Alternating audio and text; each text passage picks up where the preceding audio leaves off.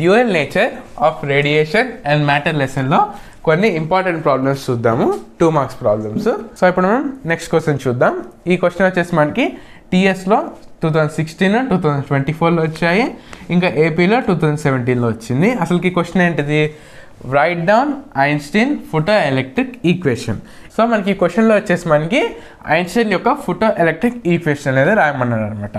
So Einstein యొక్క photo electric equation వచ్చేసి ఏంటిది మనకి K max is equals to HV minus phi naught అనమాట. సో ఇది వచ్చేసి మనకి ఇది ఐన్స్టైన్ యొక్క ఫోటో ఎలక్ట్రిక్ ఈక్వేషన్.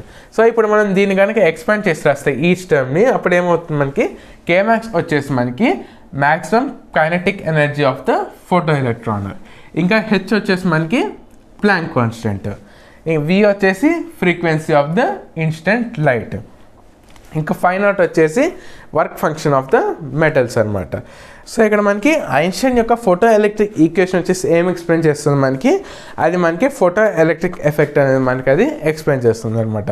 సో మనకి ఇక్కడ ఈ క్వశ్చన్కి ఆన్సర్ వచ్చేసి ఏంటిది మనకి దాని యొక్క ఈక్వేషన్ రాసేసి దాని యొక్క ఈచ్ టర్మ్ని మనం కనుక స్ప్లిట్ చేసి అసలుకి ఒక్కొక్క టర్మ్ అనేది మనకి ఏం రాస్తారో దాన్ని ఎక్స్ప్లెయిన్ చేసి రాసి ఇంకా ఈ ఒక లాస్ట్ పాయింట్ అనేది రాస్తే మనకి ఆన్సర్ ఇక్కడితో అయిపోతుంది అనమాట. సో ఇది వచ్చేసి మనకి ఈ క్వశ్చన్ యొక్క ఆన్సర్.